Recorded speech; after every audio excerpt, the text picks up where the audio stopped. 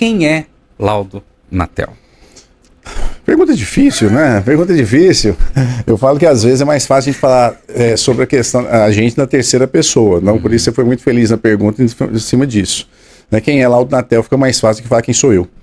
Na terceira pessoa a gente tem mais liberdade até mesmo de falar. Eu falo que meu nome realmente é Laudo Natel, eu brinco nas palestras que eu dou, não é apelido, meu pai teve essa coragem mesmo.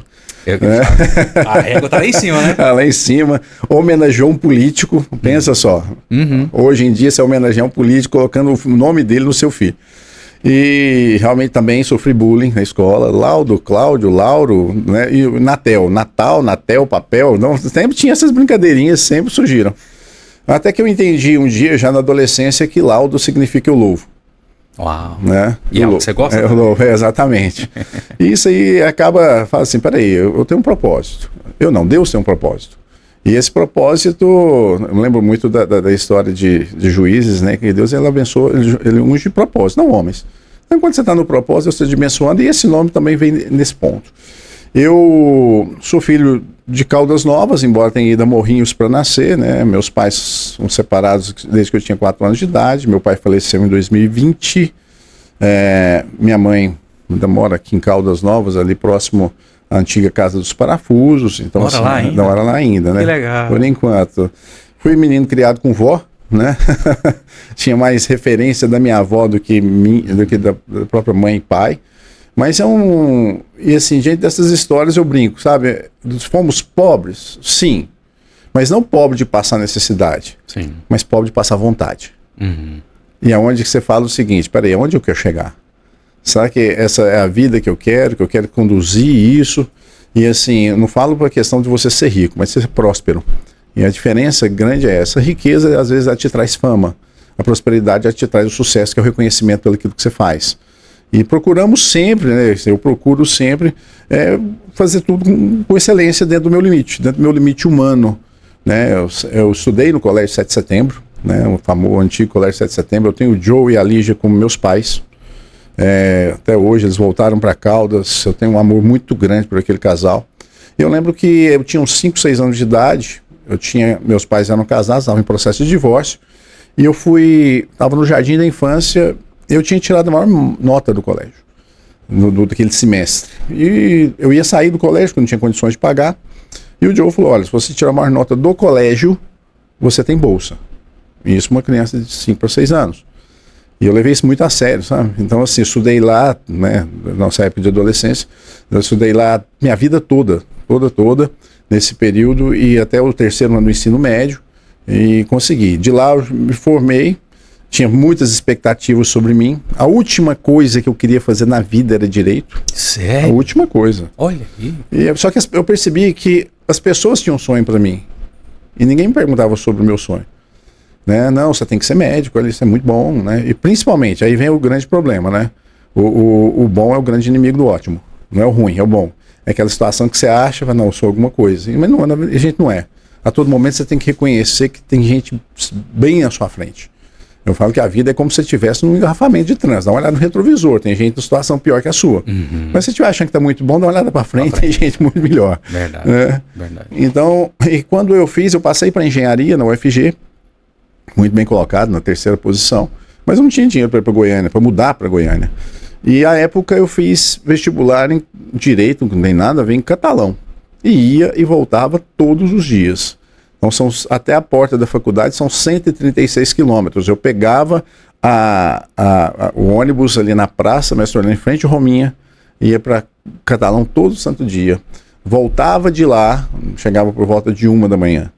Então, assim, valeu a pena? Demais. Mas nessa época você tinha condição de pagar a faculdade, que ela era particular. Não, ela tinha uma vantagem. Lá, se você tirasse a maior nota no mês, no outro você não pagava. Então, eu pagava um mês sim, um mês não. E comecei também já a trabalhar. Fazer estágio no Ministério Público. A gente estava falando de um grande irmão, que é o Dr. Cássio, me chamou lá, e eu fui estagiário do Ministério Público, da promotoria, por 4 anos. E a minha grande paixão, que hoje eu não estou sem tempo de fazer, que é dar aula. Então, eu dou aula desde 97. Eu saí do ensino médio, no Colégio 7 de Setembro, em 96 e 97, ainda sem formação. Eu dava aula de Química e Física no Nivo das Neves. Eu fui um dos professores que inaugurou o Nivo das Neves. E também de reforço, só para a galera especial lá do Colégio 7 de Setembro, que eles davam aula à tarde. Então eu me mantinha dando aula e à noite eu ia para a faculdade. Isso praticamente durante os 5 anos de faculdade, né? E eu falo que foi o grande pulo. Eu falo em que sentido? Porque à medida que você dá aula, você cria o chamado network. E principalmente na época eu tinha 18 anos, meus alunos tinham 15, 16, hoje são meus amigos, né? Desde a época eram meus amigos, era até estranho. A minha idade dando aula, eu saía com eles, né? Eu passeava, eu ia com eles também, então assim, tinha essa conexão entre nós. E foi um período muito bom que todos esses alunos hoje, boa parte, são meus clientes ou indicam clientes para mim lá do escritório, que agora mesmo eu vou explicar sobre a diferença de ter cliente, porque senão alguém vai falar assim, peraí, mas não é desembargador? Que situação que é essa? Mas me ajudou bastante também isso. E dei aula em ensino médio até o ano de 2006. Isso eu dava aula em 2006. Eu me formei em 2001 em catalão.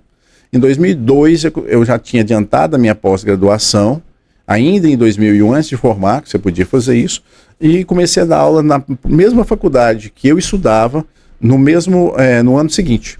E lá eu fiquei até 2008, 2008, 2007. Eu fiquei há 6 anos. Então foram 11 anos de estrada.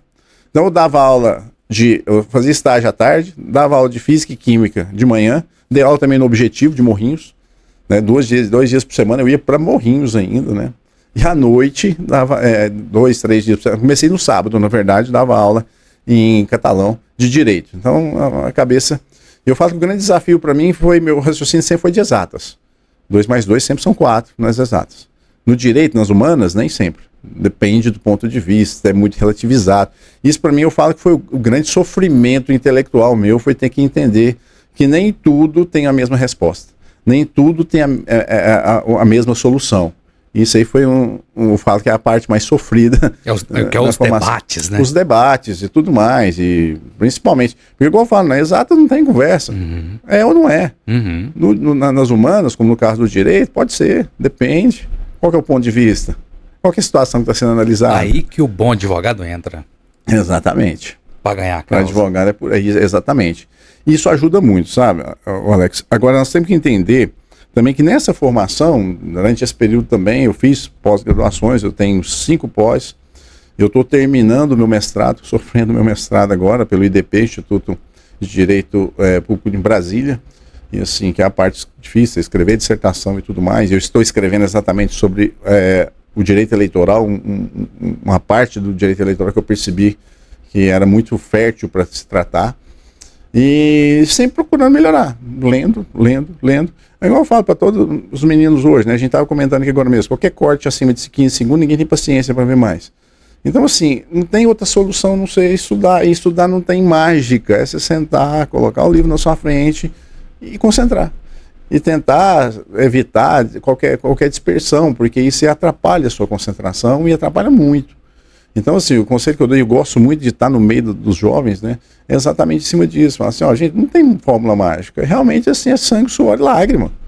Não tem outro jeito, não tem outra saída. Na faculdade, depois de catalão, eu vim para cá, dei aula na Unicampus, dei aula na pós-graduação lá em Goiânia, da Rede Júris, dei aula na UEG, em 2006 até 2010 também, para os cursos de ciências imobiliárias. E por último, estou ainda na Integra, que eu brinquei com o Ítalo, me dá pelo menos, eu respirar pelo menos para escrever a minha dissertação, porque tá bem pesado. Porque como eu estou no Tribunal Regional Eleitoral, lá em Goiânia, nós temos a vantagem também, outra vantagem da internet é essa. Então lá são 2 sessões por semana. Uma eu faço por vídeo, a outra eu faço presencialmente, né? Então assim, essa presencialmente é realmente pegar essa estrada aqui para Goiânia e romper, tem que chegar lá e fazer.